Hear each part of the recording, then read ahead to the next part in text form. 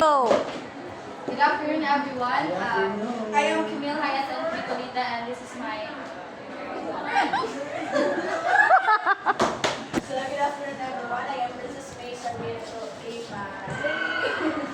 And now we're going to talk about the approaches to curriculum designing. Number. Alain! Okay, we have two lesson objectives. First is identify some familiar curriculum design and approaches to the design. And then second is analyze the approaches in the light of how these are applied in the school setting.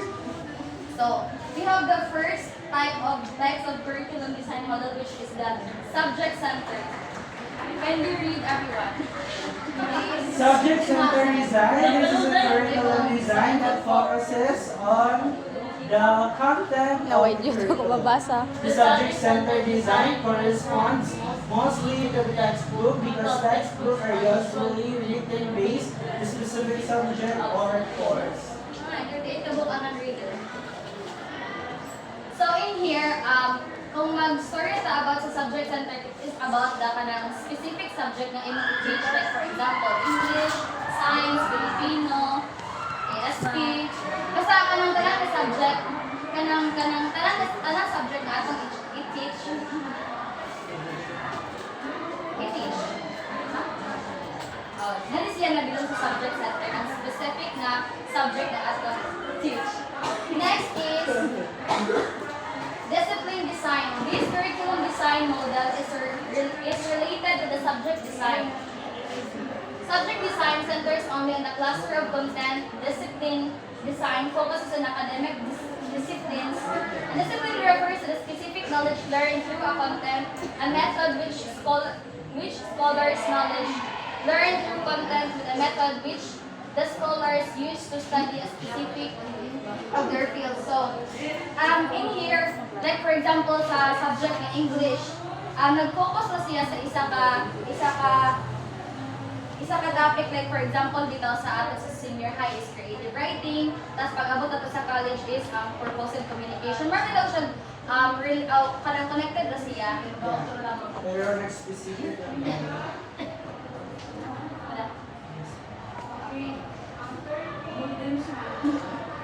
Next is the correlation design.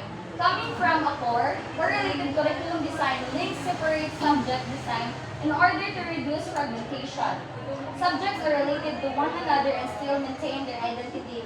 So, nga di bitaw, kanang, like for example, subject siya, duha siya ka subject na ma-relate sa kanang isa't isa, like for example, English o science, di ba murag, halimbawa na siya specific topic nga kanang connected na bitaw siya mo nang kanang correlated siya kay ma-apply nimo siya or ma-link nimo siya ngadto sa specific na subject.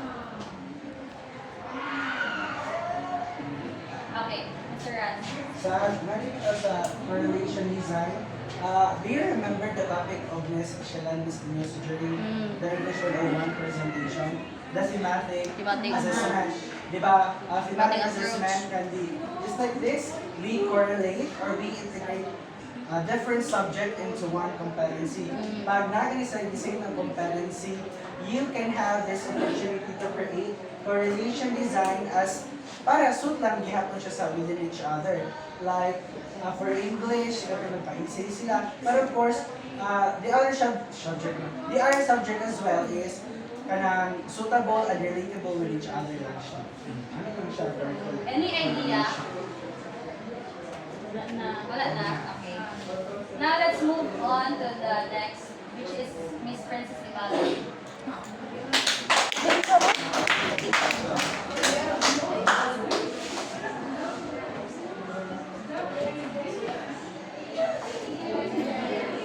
Okay, so good afternoon everyone. So I am the next discussant. Okay, so number one is the learner-centered design. Among progressive educational psychologists, the learner is the center of the educative process. This emphasis is very strong in the elementary level. However, more concern has been placed in the secondary and even the tertiary levels. Although in high school, the subject or content has become the focus, and in the college level, the discipline is the center. Both levels still recognize the importance of the learner in the curriculum. So, this learner-centered design is bali, si learner na ang mag-explore or yes, si learner na tibala ang mag-explore. Si teacher is igor ang facilitate. Diba naman po kuan sa teacher-centered. So sa teacher-centered is kanang si teacher ang mag-spoon feed sa mga bata. But dili sa learner-centered is si learners o si learners tibala ang mag-explore sa mga urban, mga kuan. Mag-discover sila. Then si teacher is igor ang facilitate. Tama! Tama! Yes. So 1.1 is child-centered design. Yes, grado siya. This design is often attributed to the influence of Chan Giri. Isa na siya? Basta mo na? This is Rebel. The curriculum design is anchored on the needs and interests of the child. The learner is not considered a passive individual, but one who engages with his or her environment. So, there is a child-centered design. Is yung same lang hapon Sa learner-centered. design. Bali si learners, pibiyati siya hapon ang mag-explore, magkuhan sa mga topics, mag-discover ng So, si learners hapon ang mag-discover. Then, sa number 1.2, experience-centered design. So, there is sa experience-centered design. Talang nakabasahon ang meaning, diretsyo na. So, experience-centered design is kibali kung kanabitang pasagdanin mo ang imuhang students na kanang ilahagin experience mismo na sila ang mag-discover, mag-explore sa kanang ma-experience nila anak. So, dili na nimo sila kanang ikaw na kagid ka mo facilitate, ibalik na as teacher mo facilitate na lang ka sa ilaha, bali through their experience na lang, bali sila magkuan bitaw. Pasagdan na kanimo sila, ikaw ang mag-facilitate sa mga learners nila. Tama! So, what? Humanistic design. The key influence in this curriculum design is Abraham Maslow and Carl Rogers. Maslow's theory of self-actualization explains that a person who achieves this level is accepting of self, others, and nature. Is simple, spontaneous, and natural. Is open of different experiences, possess empathy and sympathy towards the less fortune and among the others. So, dili bitaw sa humanistic design, same kung nakawan, kung unsa itong nalito sa katong sa child kuan, mo, bali hapit-hapit ra sa sila dili sa humanistic design is kung accept na rin mo yung self is kuan na, bali may imuhang accepting of self, then imuhang na dahil sa mga ang nature, imuhang na self-actualization, ibali, may imo. And humanistic curriculum design, the development of self is the ultimate objective of learning. It stresses the whole person and integration of thinking, feeling, and doing it to be interconnected and must be addressed in curriculum.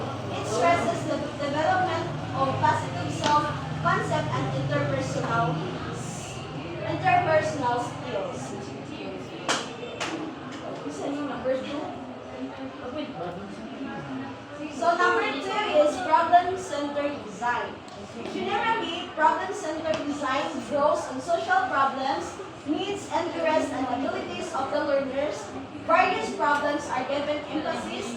There are those that center on life situation, contemporary life problems, areas, many others. So there is a problem-centered design is kanang bali mukuanan hataban ang problem si students din sila sab na kuan is bali may ila sab yon solution hatagan sab nila na solution bali may ila problema nga sulbaron din pagkuan sa may ila sab bali yon solution ng problem.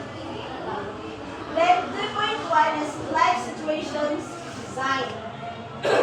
So what makes the design unique is that the contents are organized in ways that allow students to clearly view problem, areas uses the past and the present clearly view. So sa life situation design is kanang bitaw ibalik may unique na contents na ikuan sa mga students na naka-organize and then balik si students sa dayon o si students sa dayon balik na magkuan kita dahil siya magtanaw ng mga problem din para iyahang magkuan din ang iyahang mga past na life situation o ang iyahang present na life situation. Yes po. So 1.1 core problem design. Another example of problem-centered design is core design. It centers on generally education and the problems are based on the common human activities. The central focus of the core design includes common need problems and concerns of the learners. Popularized by Fong and Busing in 1959, it presented ways on how to proceed using core design on the curriculum. So si core problem design is example, hapon siya sa problem-centered design. Si core design lang is kanang nag-base na siya sa human activities. And then, bali naka-focus na siya sa mga naka-include niya ang mga community problems and then sa concerns ng mga learners. So there are steps of core problem designs.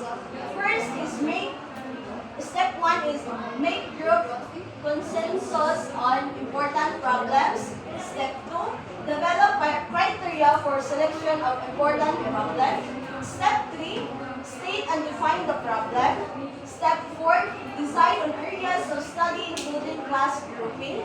Step 5, list the needed information for resources. Step 6, obtain and organize information.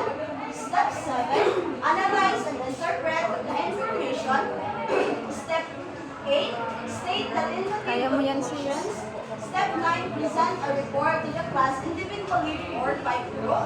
Step 10, evaluate the conclusions. And step 11, explore other avenues for further problem solving. So those are the steps of core problem design. So